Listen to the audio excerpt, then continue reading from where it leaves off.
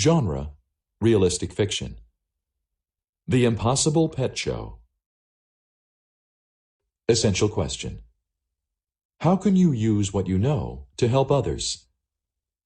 Read how Daniel uses what he knows to save a pet show.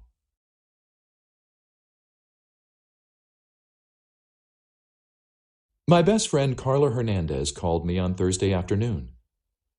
Daniel, meet me in the park near the playground in 5 minutes. I have a great idea. This worried me because Carla's great ideas almost always mean big trouble for me. I dashed outside and jogged to the park. When I saw Carla, my heart sank because her gigantic dog Perro was with her. I liked everything about Carla except Perro. I've never had a pet, so I feel uncomfortable and nervous around animals. I'm embarrassed to say that I'm afraid of Carla's dog. Carla smiled. Isn't this the perfect location for a pet show? She asked. All the kids in the neighborhood can show off their pets' talents and demonstrate the things they do well. There are plenty of comfortable benches for our parents and friends to sit on. And since you don't have a pet to enter into the show, you will be the announcer.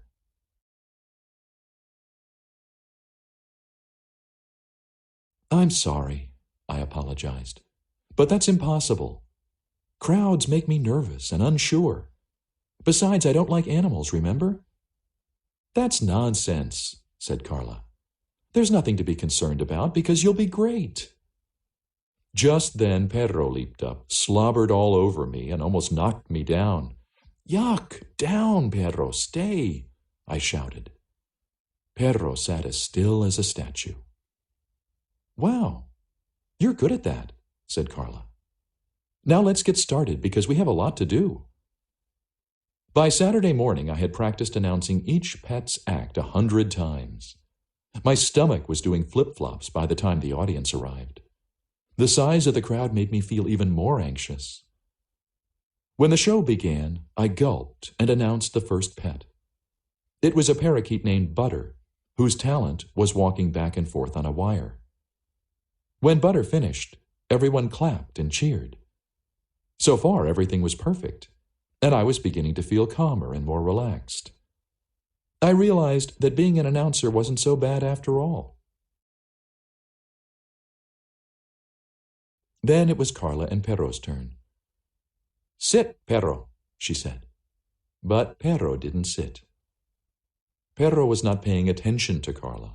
He was too interested in watching Jack's bunnies jump in and out of their boxes. Suddenly, Perro leaped at the bunnies who hopped toward Mandy and knocked over her hamster's cage. Pudgy, the hamster, escaped and began running around in circles while Kyle's dog, Jake, howled. This was a disaster, and I had to do something. Sit, I shouted at Perro. Quiet, I ordered Jake. Stay, I yelled.